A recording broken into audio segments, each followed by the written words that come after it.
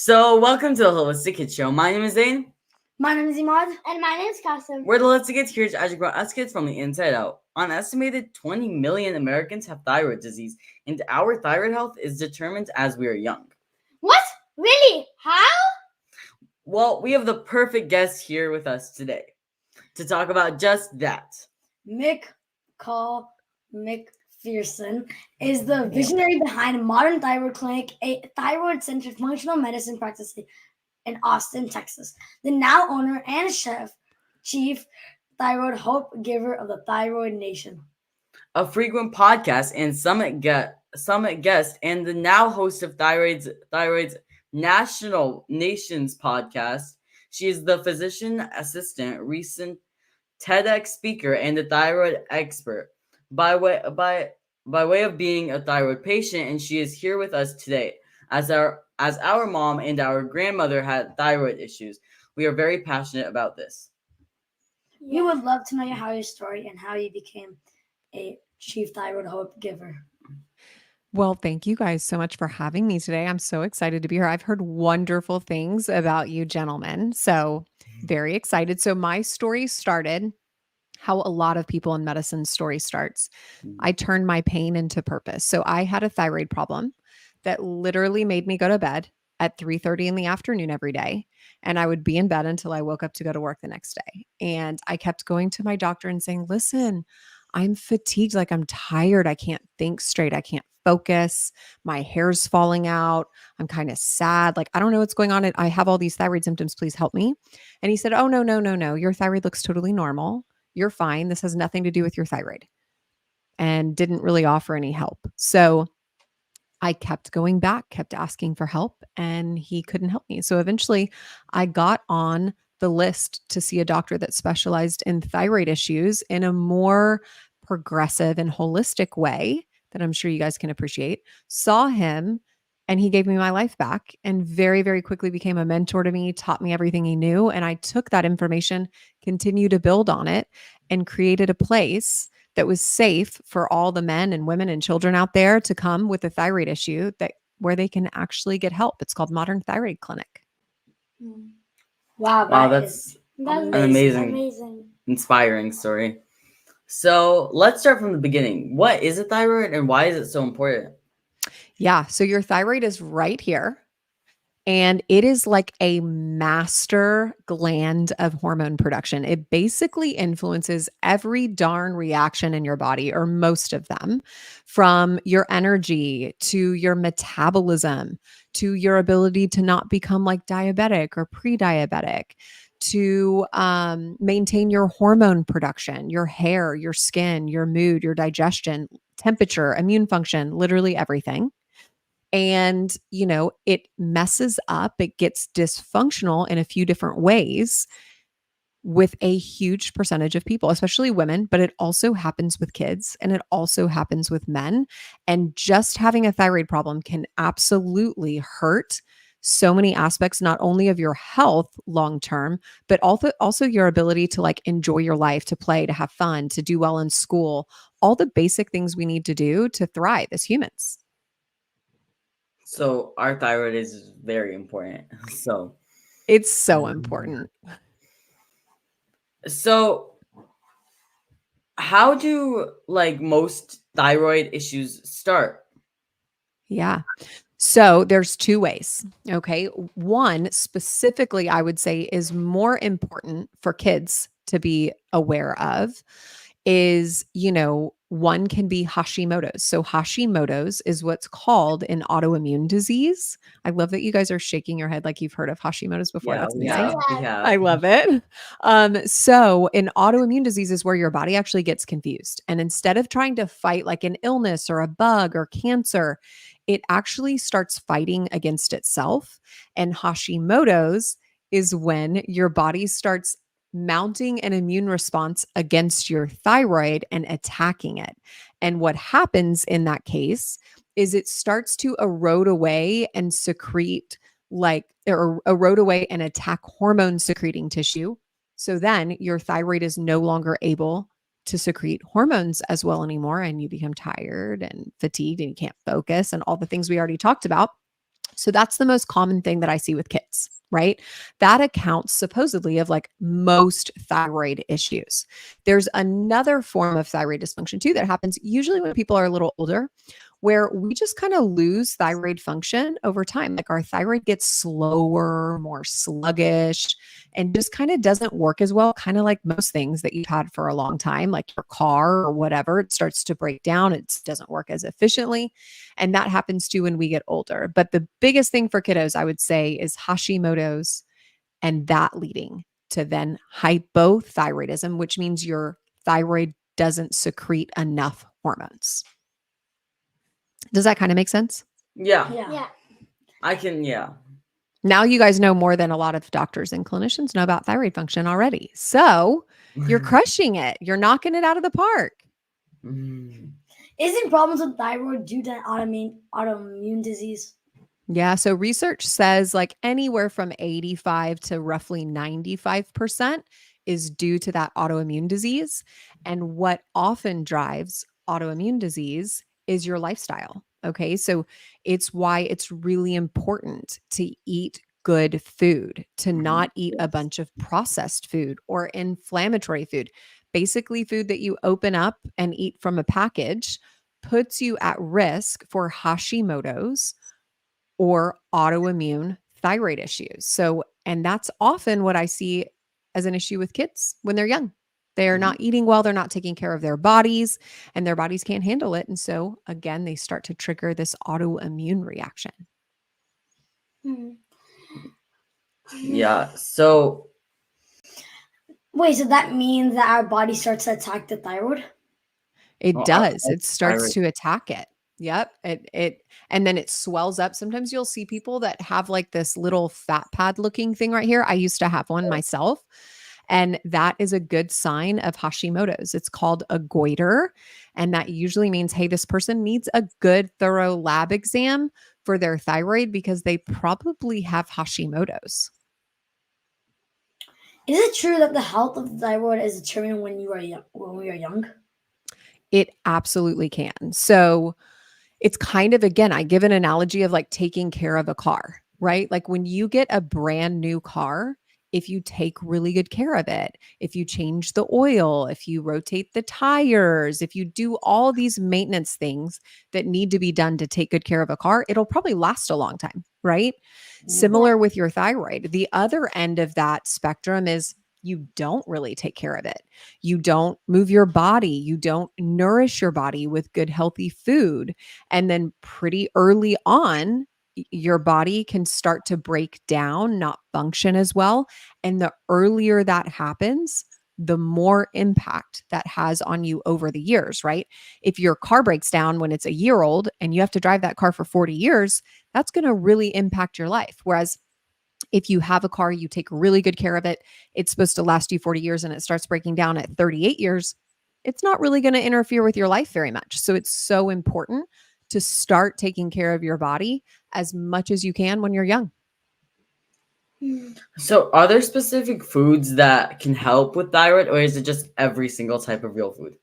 Yeah. So I want you to think about it as like two sides of that coin. So part of it is like getting enough nutrients in, right? Like Brazil nuts are a classic food that we think of as being really good for your thyroid because it has a lot of selenium and our thyroid needs selenium. We also need a little bit of iodine, not too much, not too little. Things like kelp or seaweed or nori, those types of things are really good. And then just a well-rounded, low inflammatory diet. And what I mean by that is like whole foods, lots of colors of fruits and veggies, protein, all of those things set a really good foundation for good thyroid function, eating enough food throughout the day. And then the flip side of that is really inflammatory foods, a lot of processed foods, a lot of gluten, a lot of dairy. Those things make your thyroid work not as well. And so you kind of want to think about the things that we can bring onto your plate to help promote good thyroid function and the things that we want to minimize, not necessarily never eat, but just minimize and not eat as much of. What else can we start talking to take care of our thyroid? Does sleep and stress matter? Absolutely. You know it, right? So your thyroid has this really interesting way of trying to regulate everything that you do during the day. So if you don't sleep enough, if you don't eat enough, if you're really stressed, what your thyroid and your thyroid hormones do is they stop getting activated. Okay. And this is kind of what happened to me. I had enough of this hormone called T4. I describe T4 like crude oil. Like we don't really stop at a gas station and put crude oil in our car to make it go, but we do need crude oil to make gasoline to put in our car to go, right? But we have to take that crude oil and convert it to gasoline. When our body's super stressed, when we're not taking care of ourselves, when we're really inflamed or we're not sleeping, our body says, you know what? I kind of don't think we should activate this crude oil today. I think we need to not make it into gasoline. So we can't put it in your car. You can't go anywhere. And what that translates to is you feel really tired and sleepy, like you want to rest. And the thing that I can kind of relate this to for you guys is like, when you're sick, how you feel like you can kind of sleep all day? Yeah.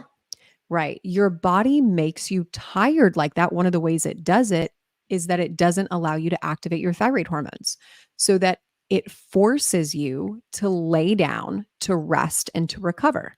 So, in order to activate your crude oil hormone and make it into gasoline, you have to do the basics.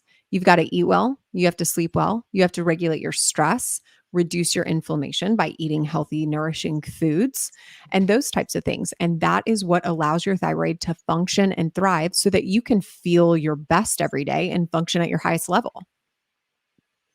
That is amazing. Amazing. So what's the most dangerous type of thyroid disease? One that you should really if you have it, you should really get help. That's a really good question. Yeah. So kind of what we've been talking about is something called Hashimoto's and hypothyroidism. So the autoimmune disease and the resulting impact on your thyroid that makes you tired and fatigued and all those things, right? The opposite of that can also happen, and it's something called Graves' disease. Okay. So Graves' disease attacks your thyroid like an autoimmune disease, but instead of making you hypothyroid, it makes you hyperthyroid, meaning you actually secrete too much thyroid hormones and you start to feel anxious and jittery and like you had so much coffee or soda. You can't sleep. You're sweating all the time. You can't exercise because your heart's just pounding out of your chest. Thump, thump, thump, thump, thump. And you're really, really uncomfortable. And when you have that much extra thyroid hormones circulating around in your body, it's really dangerous. It can become so dangerous that you could have a heart attack, you could have a stroke. You really have to get help. You have to calm that thyroid reaction down as quickly as possible because our thyroid hormones really, really impact our heart. And can we live without our heart? Not really, right? Like we need that. That's like core basics. Our heart and brain, lungs, absolutely, we need those bad boys. So, because it overactivates your heart, it can become dangerous. And so that is the opposite. And it is what I would say is the most dangerous form of thyroid issues. How can kids know that they have thyroid issues? And what lab tests can kids ask their doctors to get? Such a good question. So I think especially if anyone in your family, even more so if it's a man in your family has a history of thyroid issues, kids need to be getting screened really early, 4, 5, 6 years old, and getting repeat scans as well. And I can absolutely share in y'all's show notes my Thyroid Lab guide, which is basically these are the labs you need, and this is what they mean. This is how to know if they're normal versus not normal, etc. It's called our Thyroid Lab guide. But I'll list them out too here in case anyone wants to grab a pen or a pencil and write them down. So for kids, you guys don't have to write them down, but you can if you want. So you would get your TSH, your free T4, your free T3, your reverse T3, and then kids should always be screened for Hashimoto's with not one, but 2 antibodies. And those are TPO or thyroid peroxidase antibodies and thyroglobulin antibodies. There will not be a quiz at the end of this. Don't feel like you have to remember all of that. Deal? Okay. Okay, yeah. Because I think I all- just forgot all of it right now. Right. Yeah. It's long. And I'll tell you, so kids can watch out for feeling like they're really tired, like they don't have the energy to go play with their friends, to go do the things that they normally really enjoy doing and is easy to do. They can also have a lot of trouble focusing in school where they just feel like they can't think clearly. Like everything's sort of hazy. They have to read everything a few times over. Those would be the most common symptoms in kids. But you know what I find in kids with thyroid issues, with Hashimoto's, very often they don't have symptoms. They just kind of aren't aware enough. They just push through. They just play, they just do school, and it becomes their new normal. And before you know it, they've had these issues for quite some time and no one's picked up on it, which again is the importance of screening really consistently, of asking your doctor for all of these tests so that you can make sure that you're in good shape. So, is it possible to improve your thyroid health? Well, of course it is, but where can kids start to improve to make sure their body and thyroid is working the best they can? Yeah. So you can absolutely improve your thyroid health. You can improve, remember how we talked about that crude oil gasoline hormone, where we want you to be able to produce your hormones, but we want you to be able to make them usable in your body. Yeah. And you want to reverse engineer the things that we talked about that lead to what's called poor conversion. So you want to make sure you're getting 8, 9, with kids, more like 10, 9, 10 hours of sleep every night, extra sleep on the weekends if you can't quite get that during the week. Rest when your body tells it to rest. Like learn to listen to your body. Eat really good foods, right? All the rainbow. I'm sure you guys know this. You eat Yeah. the rainbow and you eat protein. And then you keep like treat foods, like processed foods, as something that's like for a special occasion. It's not something that you're relying on to get nutrition, because there's not really nutrition in that. And then you try to calm your stress, calm any, anxiety when you can, right? If it's a test at school and you're feeling really stressed about it, that's okay. But we don't want to walk around all day worrying about things. We want to keep our mind calm, zen, and a very peaceful place. And those are really, really good things. And more than anything, if I had to narrow it down to one thing, I would say you guys eat good food, eat real food, just real food. And then you have such an advantage over, 95% of the kids in the country for thyroid health. So if someone had to do something right now, like they're going to start leaving right now, what would they do to help their thyroid health? One thing, right? That's a really good question. If I had to pick one thing for kids in particular, Yeah. I would say eat processed food no more than for one snack a day. At the beginning, you were like, eat processed food, and I was like confused. You're like, wait a minute. That is amazing. Amazing. Kids are up at night staring at their phones. Does the blue light affect their hormones? For sure, right? So we know that blue light, even like 2 hours before bed, impacts your hormones negatively. It impairs your body's ability to secrete melatonin, right? So melatonin is our hormone that regulates our timing to go to sleep, and it tells our body to go to sleep. So you need that. And if you're staring at your phone, looking at blue light, your melatonin won't work. And sleep is incredibly important. So we can live without food for like weeks. We can not eat for a month. A lot of us, not all of us, not kids, but adults can go a month without eating. So many of us can.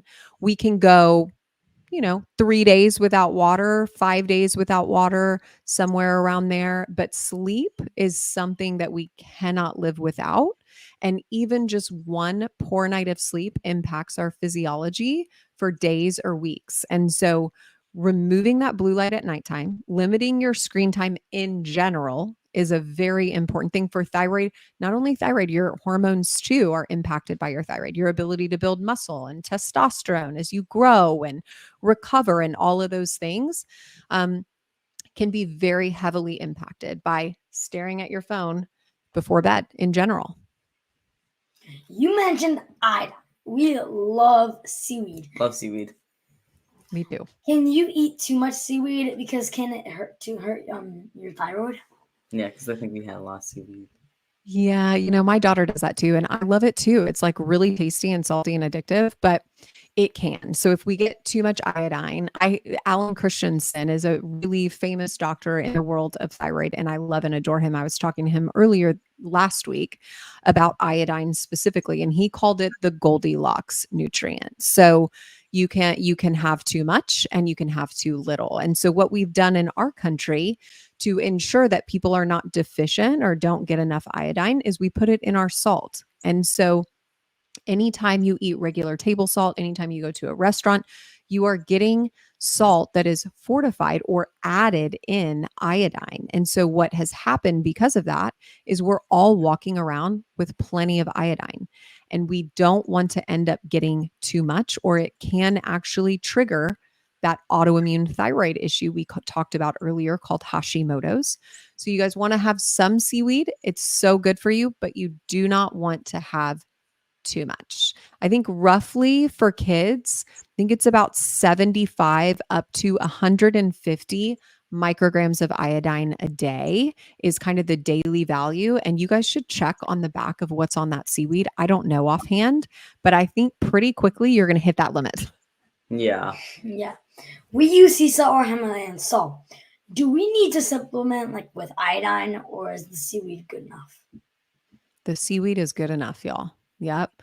It's interesting. Like we get iodine from so many places, even breathing in air in certain parts of the country. If you live in the coast, you breathe in iodine, and breathing in things is one of the most potent ways to get them into your body. If you guys didn't know that, it's kind of interesting. But we get iodine from everywhere. And so a lot of people think, oh my gosh, I need to be sure I'm eating all these foods with extra iodine. No, it's very rare at this point for people to be deficient in iodine, actually.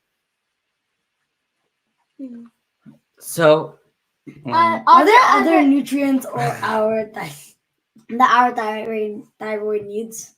Totally. So our thyroid needs some iodine, some selenium, some magnesium, some zinc. Kind of all of those basic things together will promote the formation of your thyroid hormones and help facilitate the activation of your thyroid hormones as well. So yeah, that's kind of goes back to if you eat a well-balanced diet, like a rainbow of fruits and veggies, you're in pretty good shape from a thyroid perspective. Does thyroid only affect kids? no, Mom, we already went through this. No, it can affect kids and adults for sure, both, all the way up to people in their 80s. You have young kids. What is your family's favorite thyroid healing foods? Yeah. So I would say it depends who you ask for sure. But I would probably say things like either Brazil nuts for the selenium or strawberries, berries with zinc are really, really good and also really good for your immune function as well. And I can kind of get most of my kids to eat those on a good day. Sometimes, it's touch and go. Sometimes kids are like, sure. Sometimes they're like, no, Mom, no way. So we have to kind of rotate. But those are probably our long-term favorite thyroid snacks and foods. Yeah. Yeah, we do love berries. Yeah.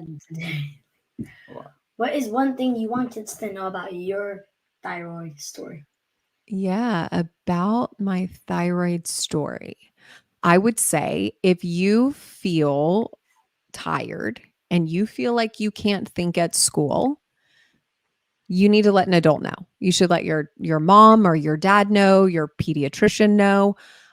If it's most days of the week when you're at school and you're not able to focus before like thinking, oh gosh, I just can't focus and this is just how I think, talk to somebody and get your thyroid checked. That would be my biggest piece of advice, my biggest takeaway for sure. So ask and talk. A lot. And get a thyroid test, a full thyroid test, including Hashimoto's antibodies. Have you ever got a No. thyroid test? I don't. It's time to. This is going to be your marker to go do it. Now you're going to be like, yes, we're going to get a thyroid test now. Wow, this was amazing. Thank you so Amazing. much from the bottom of our hearts. You Yeah. guys are so welcome. I love the work that you're doing. Keep spreading hope and healing, guys. I am so inspired by y'all's story. As soon as I heard about you, I was like, oh my gosh, I need to meet these guys. So keep doing what you're doing. You're crushing it. Thank you. So how can people learn more about you and your work? Yeah. So you can find me on any social media platform. Instagram is McCall McPherson PA. TikTok is my favorite place to be. Just McCall McPherson. I love TikTok. It offers so much educational information. I also have a podcast called Modern Thyroid and Wellness, and you can find me at modernthyroidclinic.com. Amazing. Amazing. Amazing. So thank was- you again, Miss Cal. Miss You are- McCall. Miss McCall. You got it. It was so nice to meet you guys. It was a pleasure. It's our pleasure too. It's our pleasure. It's our pleasure. So let's recap Miss McCall's key points. You can improve your thyroid health. We need to produce our thyroid, and our thyroids need nutrients like selenium, Iodine, magnesium, and zinc. Eat whole foods, protein, and healthy fats. If you don't sleep enough, eat enough, or are too stressed, then your thyroid can stop getting activated. Also, rest your body when it needs to rest. Sleep is so important, and if one night's sleep could affect weeks, days, and I don't know, will affect months. I don't know, but if you have someone in your family has thyroid health, you get your labs checked out. Miss McCall's Thyroid Lab guide. And also try to calm stress and anxiety. If you feel tired or think at school, let an adult know. You guys are officially knighted as thyroid experts. Congratulations. Thank you. Thank you. It's our pleasure. Again. Bye, guys. It was so nice to meet y'all. So thank you everyone for tuning in. Until next time, I'm Zain Sari. I'm Imad. And I'm Qasim. Follow my family and I on social media, Holistic Mom D, and look out for my mom's book that came out, Adam's Healing Adventures, Fake Food versus Real Food, Food Label Detective. And stay tuned for our book, The Teen Health Revolution, releasing 2025. So kids need to learn from other kids. Please download our podcast on iTunes and leave a review so other kids and families can benefit. We need to work together to create a healthy future for all of us and the planet. Join us next week for another episode of the Holistic Kid Show, where kids are empowering kids. Thank you, everyone. Thank you, everyone. Bye.